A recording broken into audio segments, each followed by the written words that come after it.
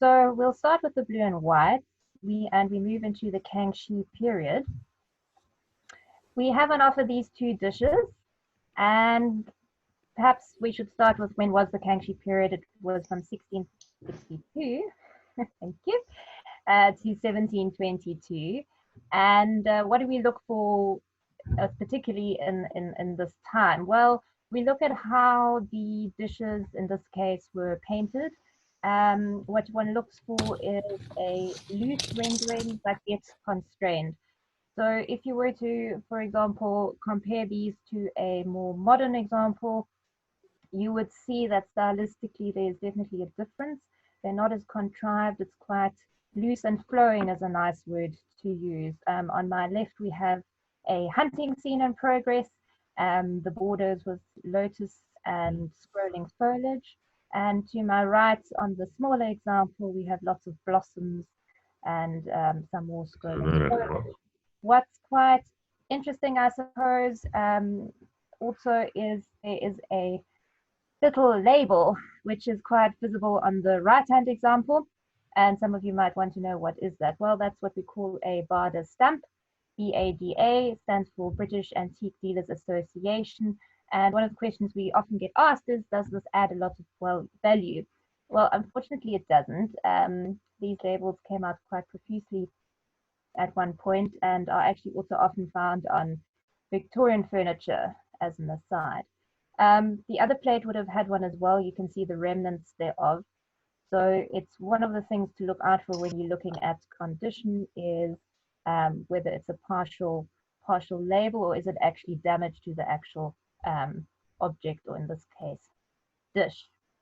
So we'll move from the Kangxi period into the next one, which is the Qianlong period, which is our next slide. There we go. Qianlong starts in 1735 and runs to 1796. And perhaps at this point, it is a good idea to perhaps explain the period, Matthew. So I will just run into that quickly. The Kangxi period is known as a very productive period. There was a lot of stability during this time, and wealth obviously comes with stability. And that came after a period of a lot of wars. So if you think of China, it's quite a big, vast country. I think we often forget that. And in the earlier centuries, from the 13th century especially onwards, you had all these little states that made up what is termed China, the country. And these states would obviously used to fight with each other, and were eventually unified. The Ming Dynasty, which precedes the one that we are in currently, or we are looking at, was the time when the Great Wall of China was built, and also the Mongols were obviously invading. So yeah, quite a long history we have in China. And Qianlong, the period itself, is within the Qing Dynasty. These wares, if you flick through them for us, you can see are distinctly different from the previous period. A lot more, again, loose and controlled, but yet very stylistically very different. Oh, that's a bit later. And the examples that we're looking at right now, I popped those in because those are famille-rose examples. So remembering what I'm showing you is a very small snippet of what was available in the period, and it's really key towards what we have on offer. Famille-rose being why? Because it's the dominant color within this dish, as an example, whereas blue and white being the dominant color in the vase that we saw earlier. Qianlong also, he was the longest reigning emperor. So what we, I think, sometimes also forget is these periods, there were 10 periods which make up what we call the Qing Dynasty, of which this blue plate that you've just flicked back from the Nanking plate, lot 73, is part of. So it moves us, the dynasty itself runs from 1644 to 1912. So to the beginning of the 20th century, and then obviously from there on, when we run into the People's Republic of China with Mao and communism. But within that dynasty, you've got 10 different emperors. And so therefore you have these periods. Each period represents an emperor who was reigning during that time. So it's quite a simple explanation as to how we get to these different periods. And obviously within each period something happens which influences the wares of the time. So Kangxi and Qianlong are often referred to as High Qing. Why? Because it was this prosperity continued throughout those two periods. And there's the Zhongzhen period which runs between them. So three periods that would have been quite prosperous. Moving on to 19th century Qing. So we have the Chinese blue and white Nanking dish. Quite a typical example of what you would find on the sale. And we'll move on, you're quite right, Matt. We can move on to lot 76. I thought I'd share this one. It's a figure of an immortal seated on a throne. It's in the Ming style, so referring to the Ming Dynasty, but this is a later example, so hence it's in the style of and not pure Ming. This comes with quite a nice provenance. It comes from the late lady Ina Oppenheimer, the Bluebird Farm collection. She was known as Caroline Harvey, and then she actually married two Oppenheimers, and the second one being Ernest, who we obviously know is a quite important figure within the South African. And one could ask the question, why is this at quite a reasonable estimate? I think the estimate is 46,000 at the top of my head. Well, 3 to 4. Or 3 to 4, sorry, even less. And it comes down to condition. So if we were to look at the throne and the back of the throne and the side, and that is the function that we have on the website, you can always go into the condition and look at those images. You can see there's quite a lot of damage, unfortunately, to the back of the throne, which runs through to the side and then is visible from the front as well. And that is really the only reason why the estimate is one of the reasons the estimate is that low. The provenance itself is lovely, and he is a nice example anyway, but regardless of that, he's got a lovely serene expression. But one of the pointers that we look for. Moving on to the next lot, lot 92.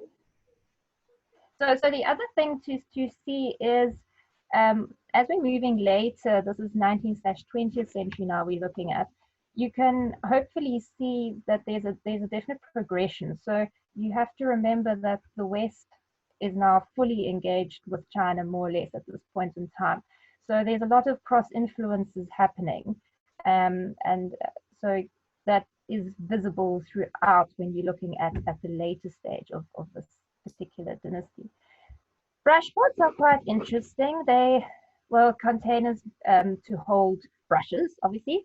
The brushes were cleaned and then they were put into the brush pot with the actual bundle of hair sticking out on top. And that was done in that order in order to keep the form and the shape of the brush. And that was obviously quite important when you were working. This particular example is bamboo. The actual centerpiece is bamboo, and it's been carved in high and low relief. It shows a pair of figures playing Go, which is a game watched by some courtesans, and I think there's a little boy proffering tea somewhere along the line, all under this lovely tree. So a lot of carving. Brush pots are also referred to as bitong, and the earliest reference we have of a bitong is actually in the 3rd century. And Dr. Zhu Lin from the Palace Museum in Beijing did a lovely little quote on a brush pot, which I thought I'd share. He says, "Void is its heart, firm are its joints. It serves me in my study, accompanying me every day and night." And of course, what he's referring to is the brush pot being an indispensable part of the scholar's study. So scholar in those days did not necessarily only mean someone who was learning. They were also, it encompassed all the arts. So you had from painting to practicing calligraphy, to scribes, to learner people, basically the literati of the day. And interesting enough, the brushes came before the brush pot. So it's another interesting point. The bitong, as we see it here in front of us in this cylindrical form, actually only came into existence much later. So it came into mid-Ming period. So you're looking about 16th century, somewhere around there. The earlier examples that are referred to as a bitong are actually cases in which brushes were kept, and they would have been elongated cases. So just another point to see. What were bitongs made of? Well, they were made of bamboo, of some of them highly ornately carved, but they could be made out of other materials as well. So jade is quite highly prized. You know, the better the quality of jade, the more prized the piece. And then, of course, in Chinese and Japanese throughout, specific symbols and creatures, etc., add meaning to these to the actual item. And often they are inscribed also with Chinese characters, presumably poetry. From the brush pot, we'll move on to the Chinese cloisonné vase, which takes us firmly into the 20th century. I had a little giggle to myself when I took this in because it says made in China underneath, and normally when you see made in China, you go, oh no. But the reason I took it in is I thought it was a lovely example. Although it is very, very modern, as we would say, we don't see a lot of cloisonné ware, or I certainly haven't seen. I mean, Vanessa, having been doing this much longer, would have a lot more experience on this. But the rendering on it is lovely, and the birds, the blossoms, the jewelries, it all kind of makes a very very colorful whole, and I think it works very well in a modern home these days. So for the collector who's just looking to add a piece of color and a bit of china into their home, it's perfect, and it's very practical as well. And then the last piece from this period we'll look at briefly is lot 26. 26, I beg your pardon. There we go, 26. Gorgeous. Yes, this is our biscuit porcelain model of a dragon boat. What's quite fun about this lot is the eyes are actually articulated as well as the tongue. So I don't know if any of you know these pagoda fingers where you can tap the arms and this little tongue comes out at you. So we have this dragon with these eyes that move around, this little tongue that moves up and down, which is quite fun actually.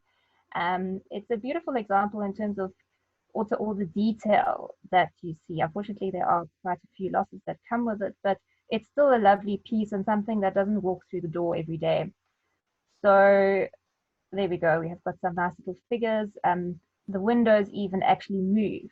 So it's I mean, if you think about the hours that would have gone into making this, it's quite special actually. And I think when we look at these objects, one does need to remember that these were all made, you know, spending a lot of time and effort and thought that went into creating these to make beautiful objects for us to enjoy. From the ceramics, I'm going to move very briefly into scroll paintings. So the lot would be 97. So one preceding, oh, we can stay with this, lot 98. So lot 98 is the embroidered silk panels. There are two of them. And I just enjoy them because you don't see a lot of them. We had some on the Harcroft house there, which did very well. These aren't in the same class, but they're still lovely. And if you look at the details on them, there's such an array of birds. I mean, there's peacocks, there's stooks, there's finches, there's everything and anything going on there. And if you think these are all embroidered by hand still, so it's not your machine running over the fabric. It's quite extraordinary how these came together to create a whole. Lot 97, which is going one backwards, is the Chinese ink and scroll color painting. Personally, I really like these. They just are very whimsical in a way for me, and they're also quite serene. I think it's something you can look at and look at again, and you'll always find another detail that you've missed the first time around. And if you think of the time just spent and the brush strokes putting this all together to form this whole that is yet so, I mean, there's a lot of negative space, and yet it seems so full. So for that reason, I particularly like them. They're not everyone's cup of tea, of course, but I think the bird, especially the little finch, has been rendered really lovely and beautiful. From here, we're going to move into the snuff bottles and miniatures. So, yes. To want to talk about this miniature, yeah. Yes, please, thank you. Super. So yeah, we've got quite a wide selection, but yes, this is one also that's really nice. It's made from soapstone.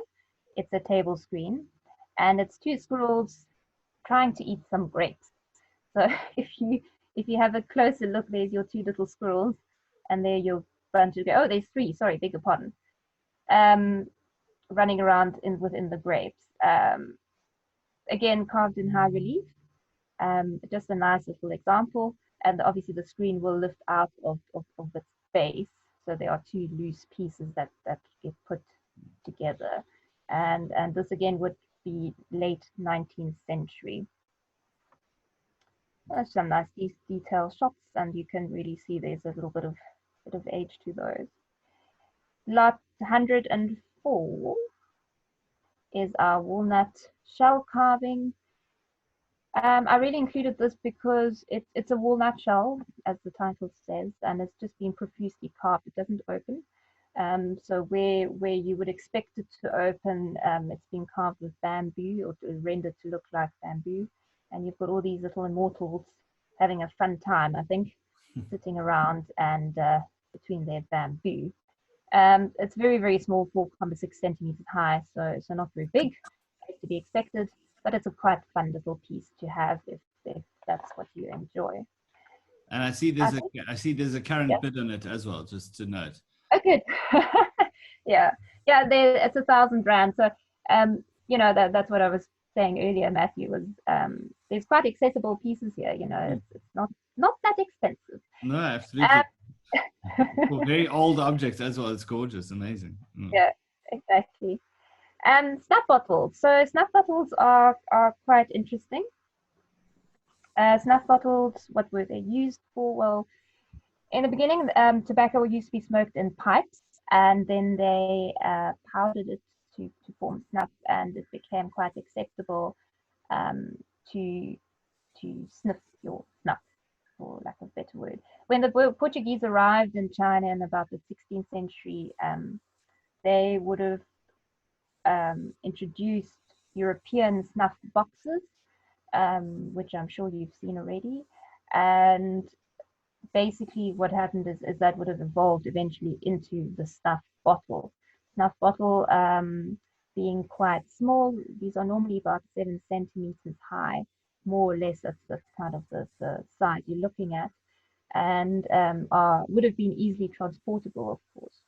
And as it became more acceptable to sniff, to take snuff in a powdered form, remembering also that a lot of Chinese ailment remedies that would have been used against ailments like colds would have also been in the form of snuff.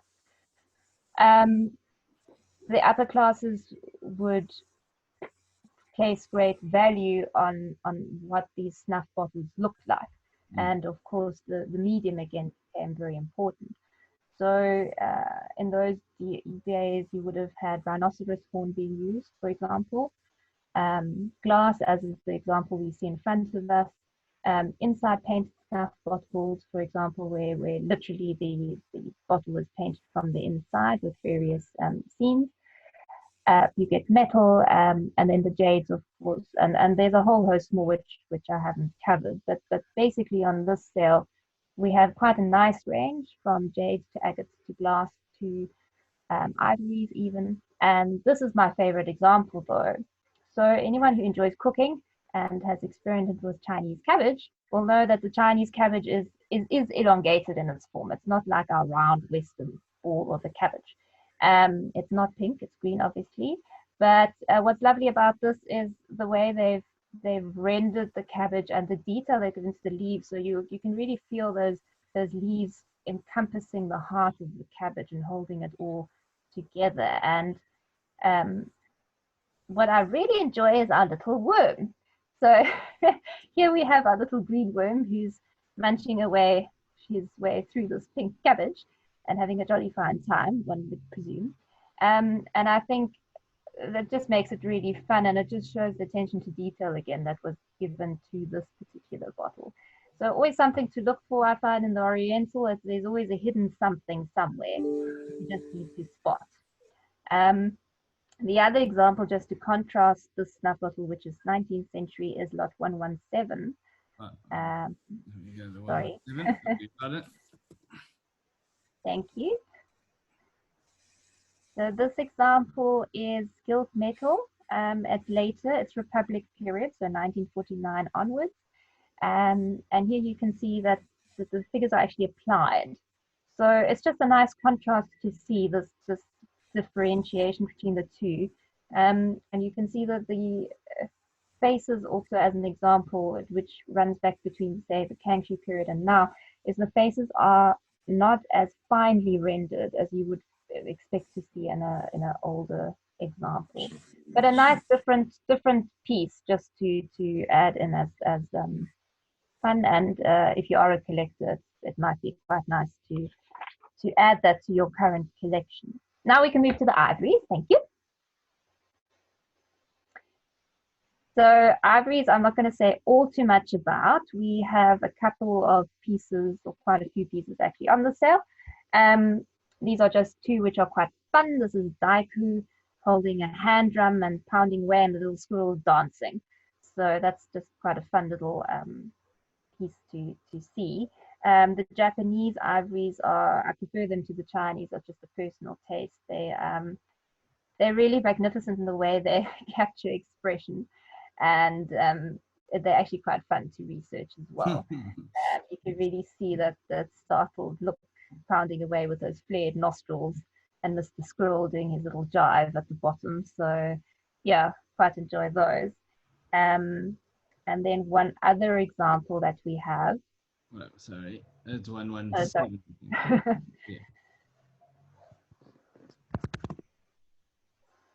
Yeah. 119. Sorry, Matthew. No, that's not a problem. Sorry, Sophie. There we go. No. Thank you. Is this little chap? What's interesting about him? He's actually from the Dr. Strong collection.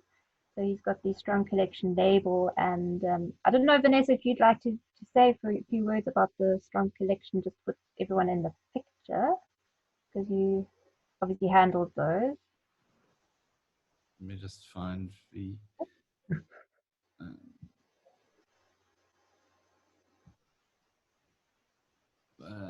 Sorry.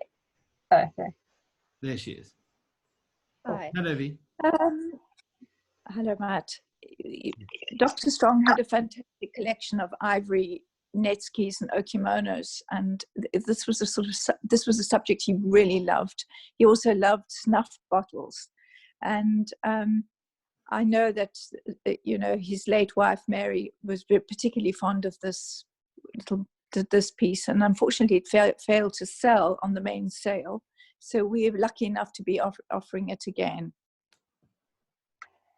And I think it's got a bid on this time, which is quite nice. So that's quite lovely.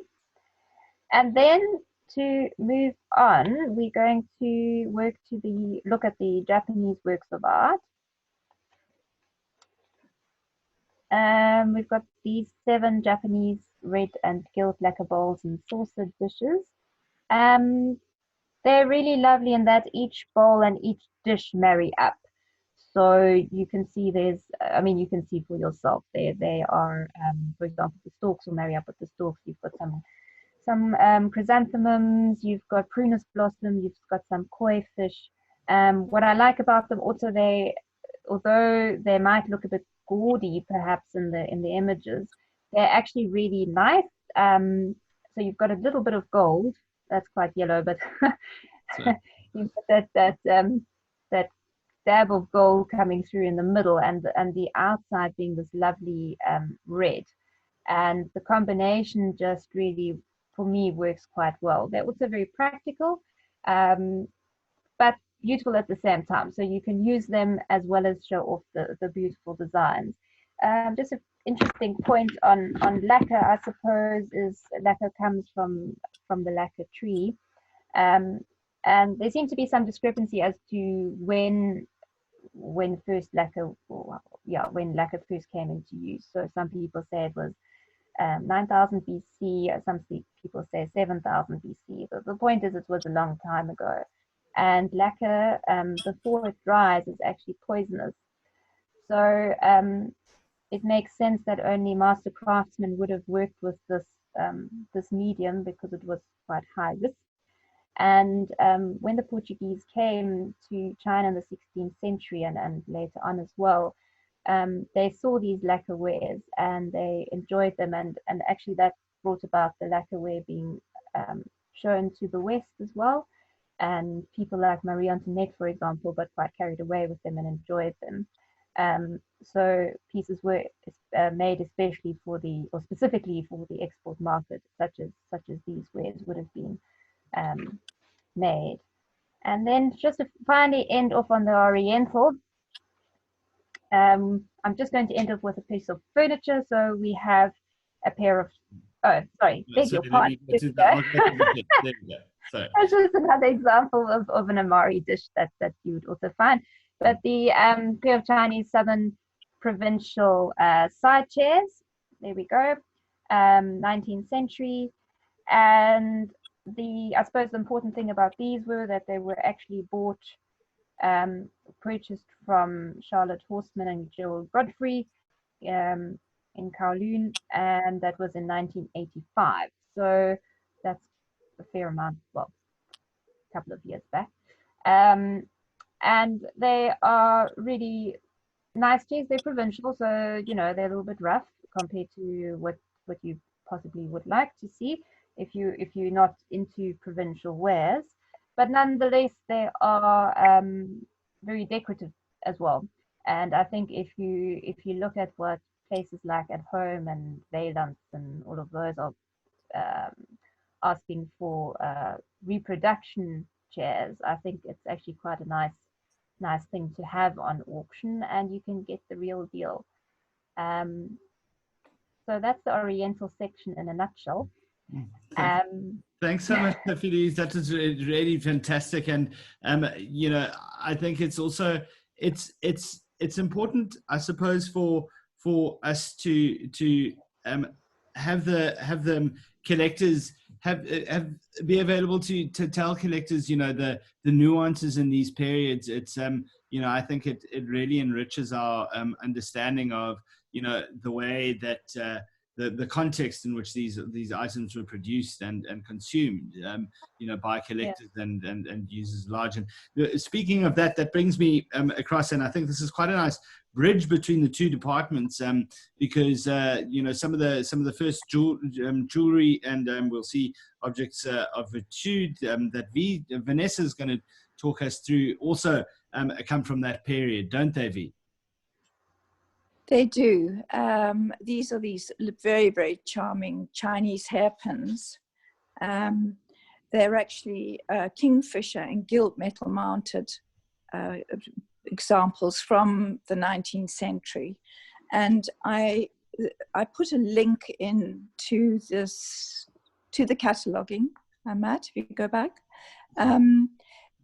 to a fantastic paper by Imogen Clark, that she wrote when she was at Oxford. And just to give you a little bit of an insight to how they were actually made, silversmithing in China, it was traced back to the Zhou dynasty, which is 2nd century BC, and both men and women wore hairpins. In the tombs, they've found the examples of these hair tombs, of the hairpins. Hair ornaments evolved through Chinese history, becoming more like crowns in the Tang dynasty. And the use of the kingfisher feathers has a long history these are to be found in mentions of literature in 530 BC. So to give you an idea, if you go back, Matt, just to go closer in on the actual pins, the base metal is silver, and the craftsmen take a single hair from a kingfisher's wing.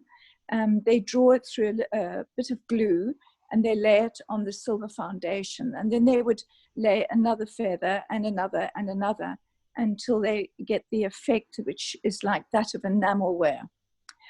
And before the gluing process began, the metal framework had to be prepared. You can see they're in little sections there.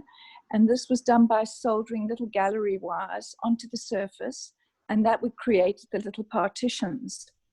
Just out of interest, the type of glue that was used was animal hide. It was both costly and painstaking, and kingfishers, they had to be caught, and the feathers had to be stripped. So the possession of these ornaments signified wealth and status. So what I'd included was a very beautiful photograph of a young woman wearing her, if you can see it on the right-hand side, right. So she's wearing her hair ornament, and she's attended by 2 young children, which is these coronets, if you like them, or dinars, which they resembled a cap. They were made of wire lattice work, and they were decorated with stones, enamel, and kingfisher feathers. The example on the right is actually a wedding coronet. And this played a very important part in the ceremony. The coronets were hung with a veil, which is made of a string of pearls, and this shielded the face of the little bride until the groom was able to remove it. And he placed that in the center of the window of their wedding bed, which was to encourage good fortune and lots of lovely children. Amazing. So I think they're very special, these. Incredibly fine objects. I just look at that crown and I just think there's a lot of kingfisher in there. There is, absolutely. So if you go on to the next, yeah. V, just before we get to with this section, I felt a bit ignorant asking, but I thought nevertheless, we learn something new every day. The objects of virtue, just as a point of entry, what is an object of virtue? What does that mean? Matthew, it's a finely made object. Can be of really semi-precious stones or gold, but it's created by its high craftsmanship. So if, for instance, you take the little agate box on the left-hand side, I mean, that would have been carved by lapidary, and the mounts have been put on by a goldsmith. So when we first were presented with that, we weren't entirely sure if the mounts, because they're totally unmarked, were gold or not. So we sent them off to the Cape Precious Metals Testing Laboratory, and they came back that they're actually 19-karat gold. So we go to quite a lot of trouble to investigate. One's instincts tell you if something's possibly gold or could be better. And on the right, can we move on, Matthew? There's a... Are we doing? Oh, the little, yeah, the egg. I included that because, of course, it's Easter. Not that this little egg has much to do with Easter, but it is of it. You know, it's a vinaigrette in the shape of an egg, and it's got gilt metal mounts and beautiful, beautiful enamel work. I don't know if you can see that. You would have removed the little grill, and inside you would have had a small little swab, which you would absolutely saturate with your favorite scent. The streets were highly poisonous and rather smelly. So I think everybody who was sensible had a little vinaigrette and had their nicest scent with them. And on the right, yeah, it's such a pretty thing. On the right-hand side, we've got an etui. That's 152. Yeah, that's 151. I beg your pardon. 151, I think so. Yes. Yeah, thanks, Matt. So these objects, every woman who, or everybody, a person of stature would have had such an example. This is a beautiful little thing. It's cornucopia shaped, and it's set with panels of mottled agate. And when you, I don't know, Matt, if you can have a look, gilt metal mounts. And if you open the cover, you would have found all the accoutrements of what you needed around the house. So there's a little pair of scissors, and there's a knife, and a teaspoon, and a snuff spoon. So, plus there's an air pick, obviously essential to the day. This would have been, it would have been attached to it would have been attached to the chatelaine belt, and the lady of the house would have had one of these. Very useful to have, and would save you having to rush back upstairs to find your scissors to cut off a little cotton from a nice linen tablecloth. Now, V, moving on to a different kind of accoutrement this time for smoking. Yeah, Matthew, I thought this was quite fun to include these. They are 9-carat gold. What you're looking at there is actually a cheroot case, and the piercers. So you did need those piercers. You would need them even today to puncture the top of your cigar or cheroot, and so that you could jolly well suck on it very successfully. And the cutters as well. You can see some good makers, Dunhill. Not really, don't have great age in our terms, as of 1962 and 1970, but they are 9-carat gold. And it's a little tortoiseshell example. I noticed immediately my eyes drawn to these kinds of clips. What would that be clipped onto? Would it be clipped onto a pair of keys or? No, Matthew. That would be, they're too fragile for that. They would have been on a watch chain. Okay. Yeah, a gentleman would have had it attached to his watch chain, and that he would have had in his waistcoat and taken it out and cut his cigar, and then popped it back. So not quite the version of a bottle opener on one's keys. I don't think so. Now this was particularly the next lot kind of excited me a little bit because it had the Star Wars connection, and so I suppose moving on to some jewelry now, with a selection of Scandinavian ware. And before we get onto the Star Wars story, V, you had an interesting point about each one of the makers of the works that we're going to have a look at now. Well, what I found very interesting was that all the silversmiths were of a certain age. And when I started looking at their ages, they were all octogenarians, the ones that we're going to talk about. I thought that was quite an interesting, they're all obviously Scandinavian. So the first one, if you have a look at all of those, they're all some very, very nice makers. So the first one is actually from Finland, and that's Bjorn Wexström. And in 1969, he designed 2 necklaces, the Galactica and the Planetoid Valley. They're very similar necklaces. And the reason why he designed them was that in 1969, Neil Armstrong became the first man to walk on the moon. So this excitement and jubilation that followed led Bjorn Wexström to create what was called his Space Silver Collection. And he launched that in the same year, 1969. And he got a phone call in 1976 from George Lucas's secretary. And she phoned him up and she said, I'm phoning on behalf of Mr. Lucas, and we're making a film about space. And she didn't elaborate what it was about, but she said, Mr. Lucas thinks that your necklaces and your jewelry is particularly exciting. Will you design something for us? And of course, he was intrigued by us, and Vextrom thought this was a wonderful idea. And then a week later, she phoned back and she said, actually, we've changed our shooting schedule. We need something immediately. So he sent them down to an atelier on Bond Street, and they chose the planetoid valleys necklace, and that is what was used in the Star Wars 4, which is what you see Princess Leia wearing. Amazing.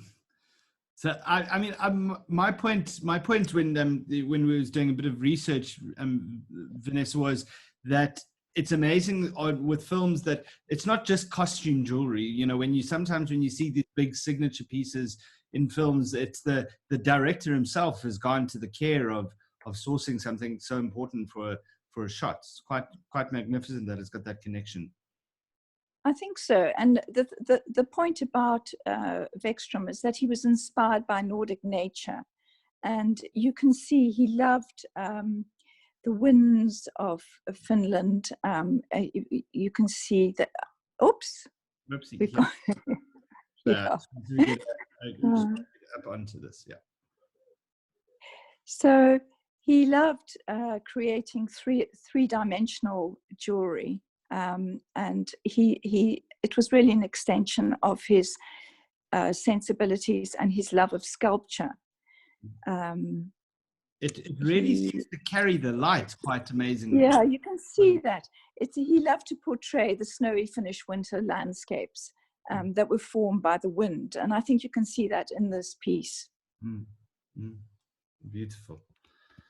Then also this is the selection of the sort of the broad range of Scandinavians, but now there's each one of these works, I suppose, carry an interesting story about the making of themselves. They do, Matt. Perhaps we start with the little butterfly, which is on the right-hand side of the screen. Now that's by the designer and the silversmith Marius Hammer. So, whoops. Right, there we go. I'm just going to look. No, can we go for our little butterfly? Where's our butterfly gone? It's like 183. So many windows open. I beg your pardon. Let's get to our butterfly. Well, I'm glad you're showing everybody all these lovely images. Yes. No. Look how beautiful they are. So we'll jump to those next. There we go. Sorry, Evie. Right. Okay, so there's that's our butterfly. That's by Marius Hammer, who when he died, he was 80 years old. If one takes his dates, he was born in 1847. He died in 1927, and his main he specialized in pico-jour and enamel work. And his sons took over his firm, but he had all sorts of accolades by appointment to the Prince of Wales and to the King of Denmark. And if you move on from him, Matthew. There we go. Ah, okay. I knew you'd go there because you really liked these. So I was saying that, the unusual for cufflinks because they're sort of a rounded quality when so many cufflinks are quite square and heavy. These have got a sort of an elegant, very, very Scandinavian design. Well, they're by the Danish silversmith, Arno Malinowski. He was trained as a medalist, and interesting, rather like Georg Jensen, they both went and then created and worked in the porcelain factories. He worked for Georg Jensen from 1936 to 1944, an 8-year period, and then went back again, worked for another 16 years from 1949 to 65. And like Georg Jensen and the other designers, he was trained at the Royal Danish Academy of Fine Arts. He studied, what you would love about these is he studied the Japanese technique of inlaying with gold and silver in the style of the Japanese sword furniture. And that's where you can see this influence on these little cufflinks. We've got on offer as well, one of his very beautiful silver kneeling deer brooches, which he designed in 1937.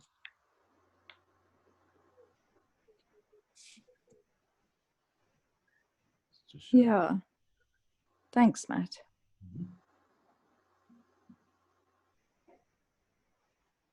Now, this work was quite interesting by another Danish maker, also in the Georg Jensen workshop. But now, Nana Ditzel has got quite an interesting story, considering who she was and when she was making. Yeah, well, she was born in 1923, what she was trained as was actually a cabinet maker. And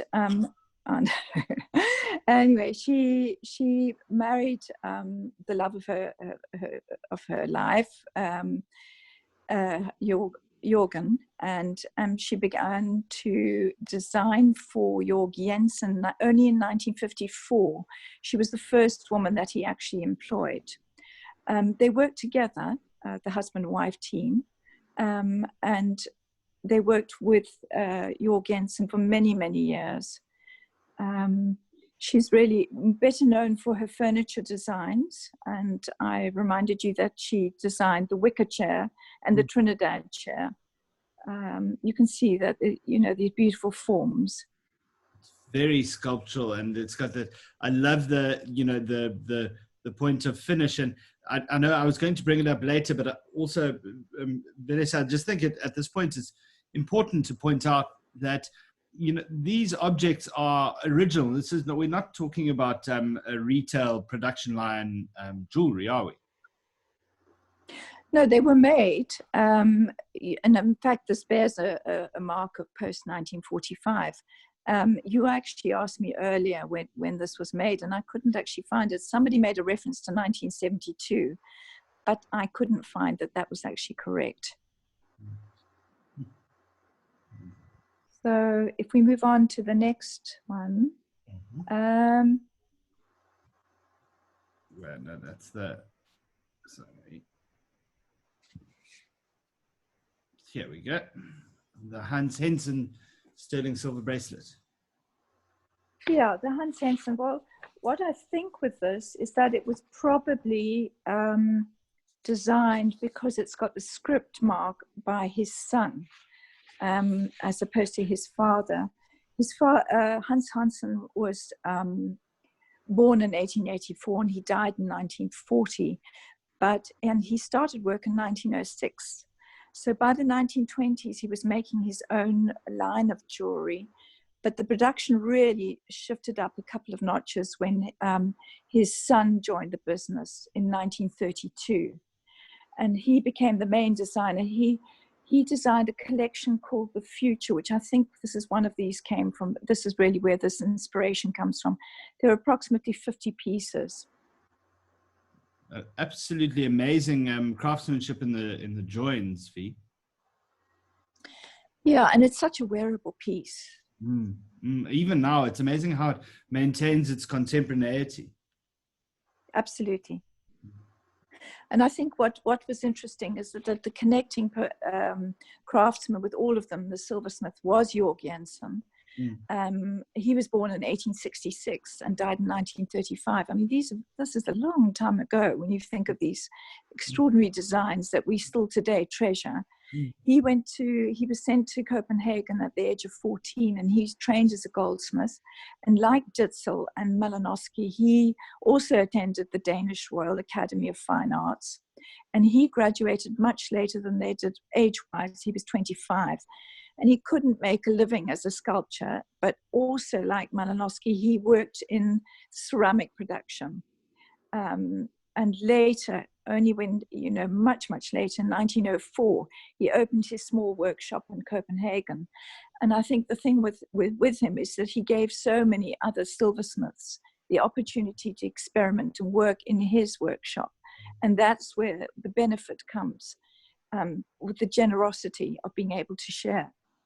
And it's also what strikes me about each of these stories, and the backstories behind the makers is they've got an affinity for other crafts at the same time. They're not geared, they're not sort of singularly geared. They've got quite a broad spectrum that they've really brought up to to specialize.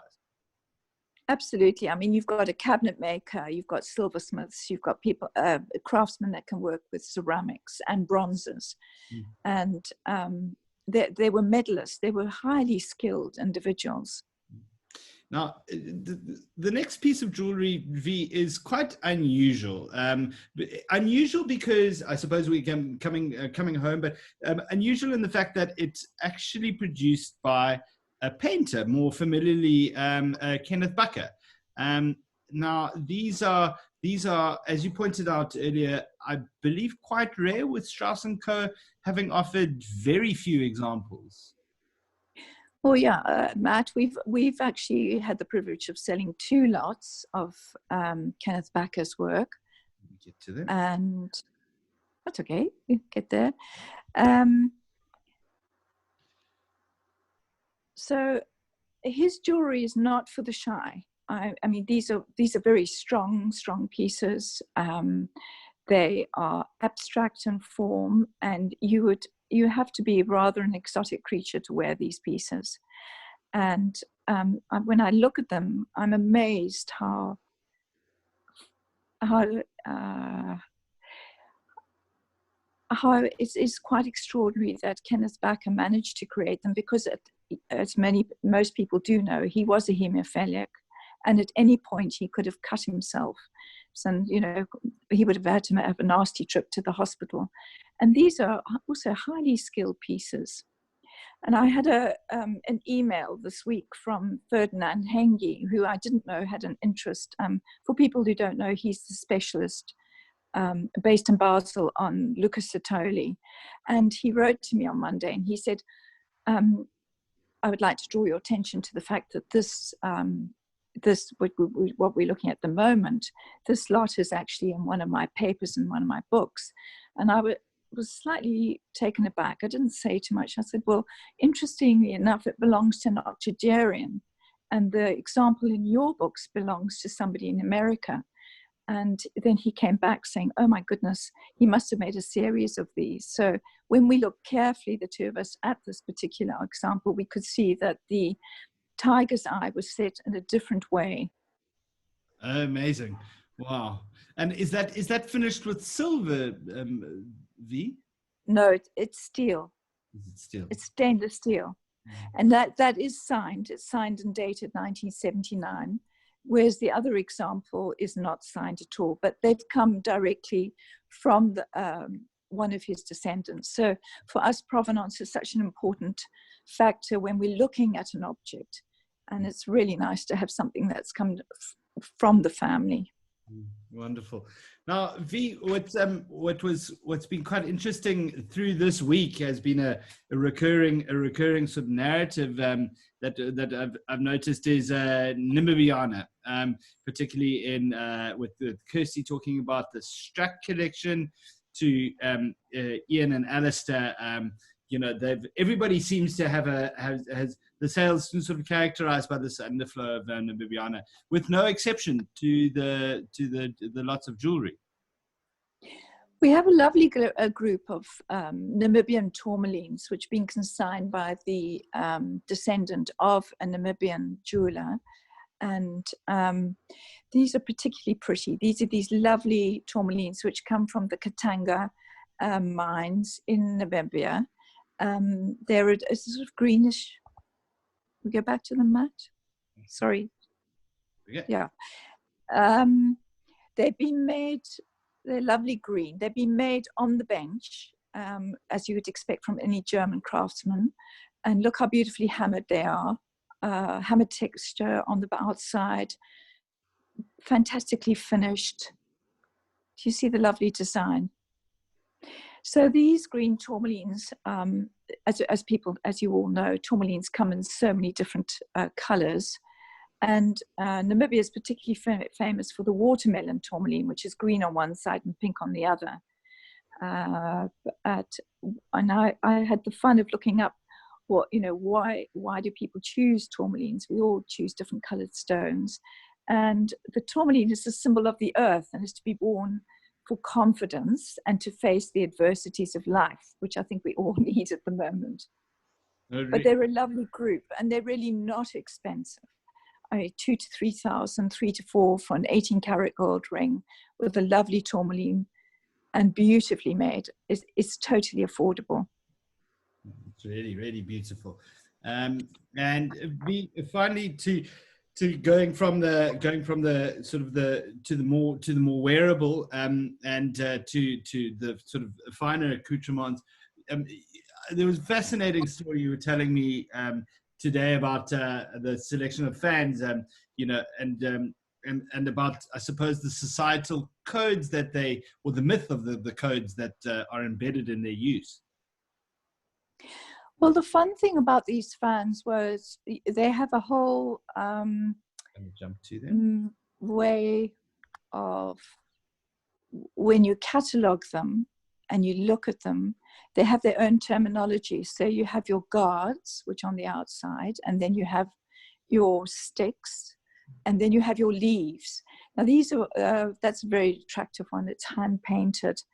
And I was telling you about, in the 18th and 19th century, there was supposed to be, I suppose you could call it a bit of folklore, text messaging with your fans. So you obviously had everybody had fans in the 18th and 19th century, and you would use your fan. If you opened it up, you were clearly available. If you were half open, you might be available. There were all sorts of nuances that society was aware of, and young men would have to pay attention as to what was actually going on with all the use of these fans. And now the final lot, and which is well, the final sort of things that we want to discuss were the selection of scarves that we've got on, and I suppose these are the kinds of consumable. Sorry, I beg your pardon. These are the kinds of consumable lots that really do quite well and are of a sort of are really desirable for people. To speak us through some of the scarves, starting with this Hermes silk. This is a particularly nice example. All the scarves on the sale come from a deceased estate in which we were given the opportunity to sell. This particular example, when it came to cataloguing, we were looking for various pointers. One was the rolled rims, borders, and we were looking for the Hermes copyright signature together with the name of the particular scarf.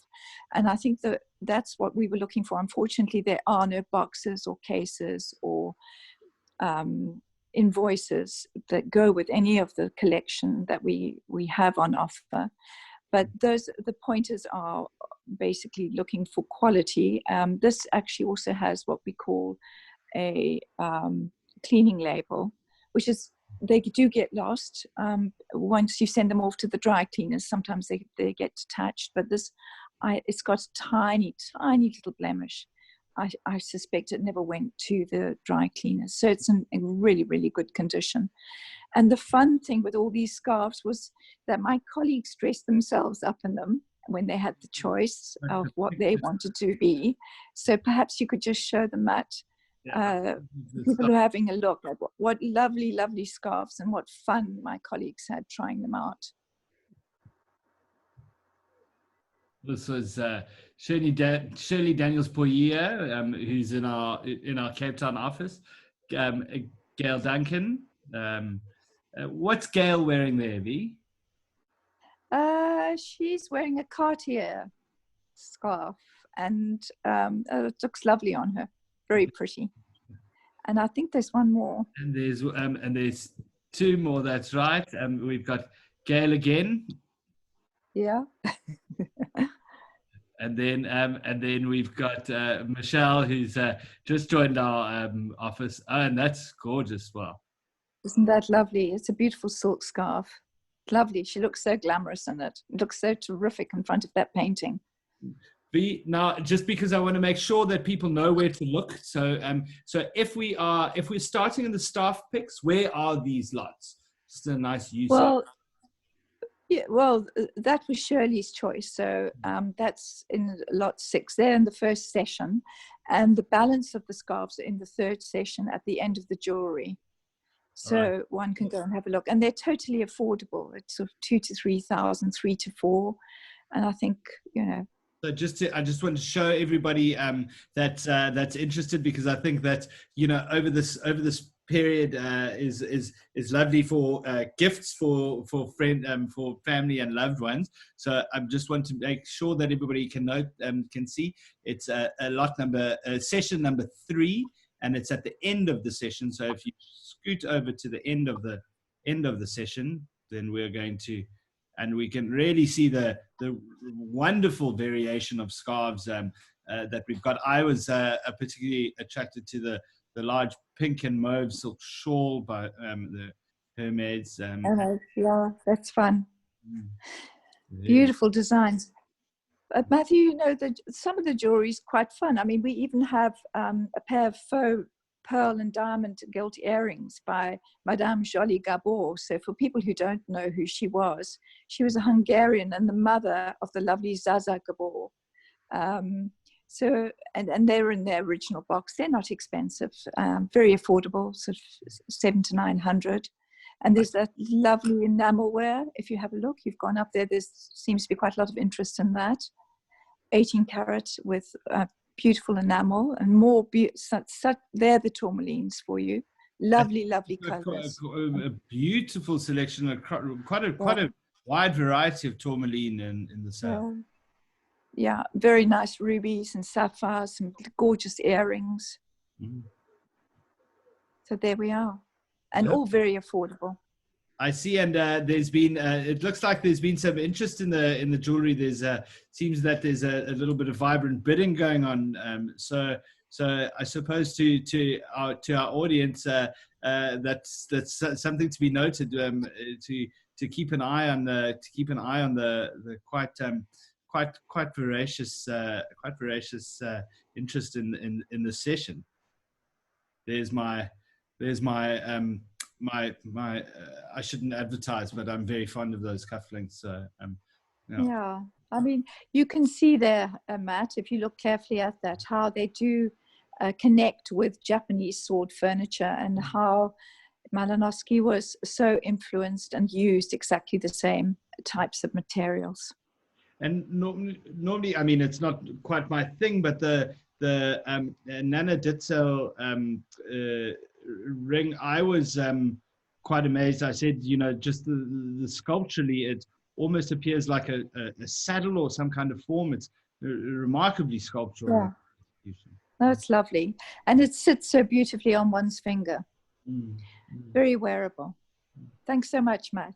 Well, thank you so much, Vanessa. And ladies and gentlemen, we were joined today by Vanessa Phillips and Sophie-Louise Fröhlich from our Cape Town offices, speaking to us about decorative art, the decorative art, specifically about Asian art, and our magnificent cross-section of Scandinavian jewelry and some Namibiana in the shape of some beautiful tourmalines. I definitely learned something today, and I think you know, as far as specialists go, from my perspective, this has been for me a learning experience, so I can start cross-pollinating into and I think to the dread of my colleagues, but I can start cross-pollinating into the other departments that we've got. It's such a rich variety of experience and objects that we've got, that we're so lucky to be able to work with and bring you.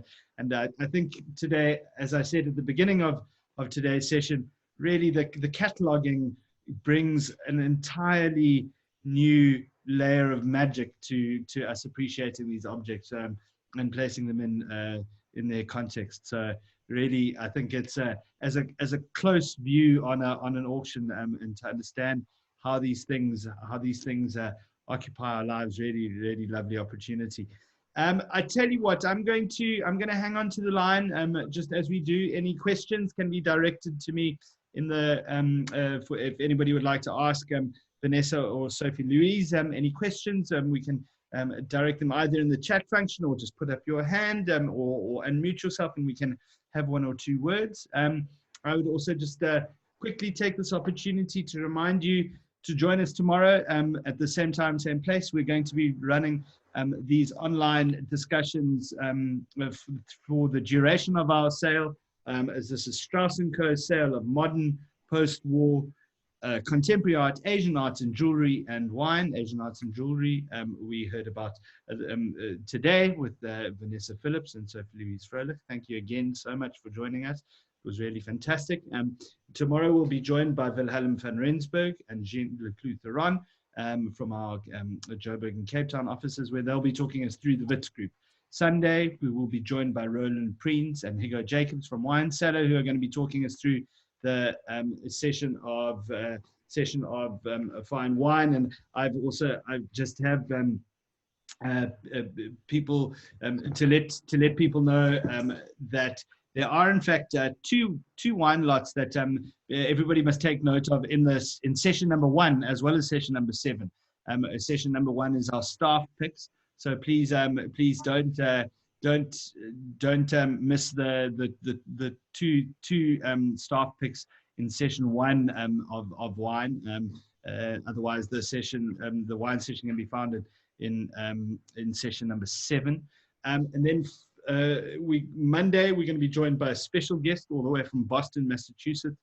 That is Greg Marinovich, who's going to be joining us to talk about his portfolio of 41 photographs called Dead Zone that features on our sale. That's going to be a really interesting talk. Please tell friends and family and anybody that's interested. Greg Marinovich, the Pulitzer Prize winning photographer, talking about his portfolio of 41 photographs entitled Dead Zone. And then again on Tuesday, the final day of our sale, we're going to be joined by Arisha Maharaj and Marion Dixon from Johannesburg, and they're going to be talking us through the colorful and satirical in works of Norman Catherine, amongst others. So I see we've just got 2 more minutes. I'm going to hang on to the line while everybody's logs off. I'd like to again thank you so much for joining us. And just a note, and I don't want to jump ahead, but I think it does bear repeating, because we've had such wonderful guests joining us, that we are not going anywhere. We've got another sale coming up in our May sale, which will be based out of Cape Town. So our specialists will be here to bring light to that sale. I've certainly enjoyed the opportunity, as I said, of cross-pollinating to my various departments and really bringing out the magic of that's embedded in each one of these objects that we're lucky enough at Strauss & Company to bring you. So please, we'll once we've got those schedules arranged, we'll be sure to let you know. But needless to say that we are, I think, with the wonderful company that everybody's keeping us, we're definitely here to stay. And just a final word on Zoom is that we also wanted to use the opportunity to let you know that the specialists are still around and are still working, and we are more than available should you want any advice on your collection, any valuations. We are still around on this platform if you'd like to see us face to face, and we can discuss your objects and potential consignments. I know we are currently open for consignments for our Johannesburg sale that's going to be happening later on in the year. I still see Susie's joining us from Johannesburg, so I think it's important to know that to let everybody know that we definitely are around, and the specialists are by this stage very familiar with the platform. So we're ready to use it with any of our clients if anybody feels so willing. So please remember that. And I see it's 5:10. Any final questions at the floor? So I think I'm going to bid everybody adieu. Happy Passover as well to any of our Jewish clients that might be joining us.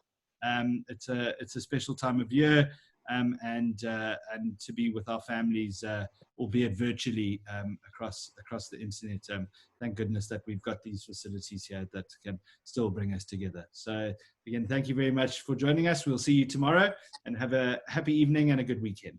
Thank you so much. Thanks, Matt. Thanks, Matthew.